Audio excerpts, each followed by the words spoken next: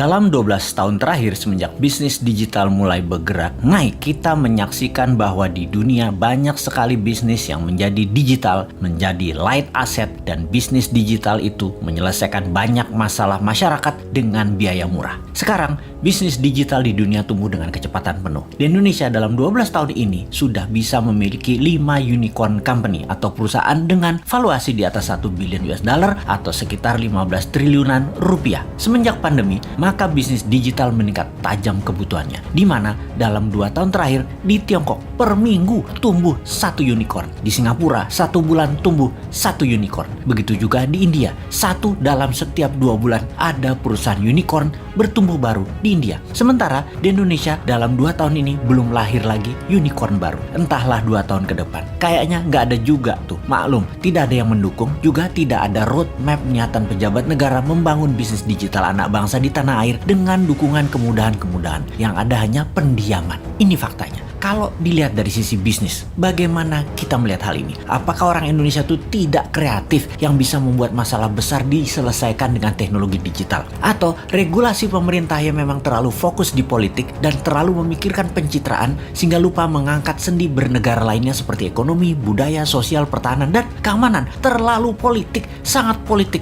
serta politik adalah segalanya yang harus didulukan. Sungguh, unicorn ini berciri satu hal, semakin besar problem yang di-solve, semakin besar masalah yang terselesaikan. Maka semakin cepat perusahaan digital itu bertumbuh serta dibutuhkan karena memang menyelesaikan masalah-masalah besar tadi.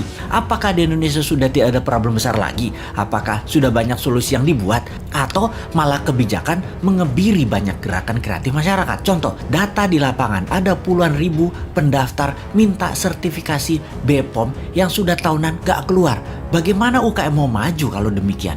Ini adalah salah satu contoh pengebirian kreativitas. Ada sisi lain lagi, di mana di dunia bisnis digital harus menggunakan server nasional sementara kita minta zero downtime. Apakah perusahaan nasional milik negara tersebut berani kasih garansi, yaitu zero downtime? Nggak ada tuh. Bahaya dalam bisnis digital misalnya kalau mau transfer duit, tahu-tahu ngedrop. Namun server dan sarana internetnya nggak berani kasih jaminan atau ganti rugi.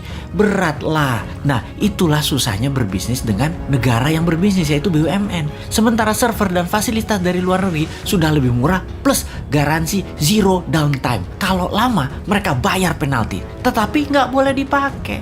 Kalau bisnis digital buat browsing-browsing sih aman. Yang paling ditakuti adalah pada saat upload data. Ini nggak boleh ada downtime. Jadi, wahai generasi new mind, harusnya kita mengatakan lupakan mimpi jadi Mark Zuckerberg, lupakan mimpi jadi Jack Ma-nya di Indonesia, karena perusahaan Anda sulit jadi unicorn dalam waktu yang cepat. Apakah kalau mau kaya cepat di negeri politik ini emangnya harus breaking law, merusak aturan bisnis yang ada gitu ya? Kita jadi nggak bisa alim-alim amat kalau kayak gitu. Harus super kreatif mengalahkan kekakuan old mind regulator yang cari selamat di dalam menjabat, bukan malah untuk mempermudah masyarakat berusaha. Duh, lamanya 2024.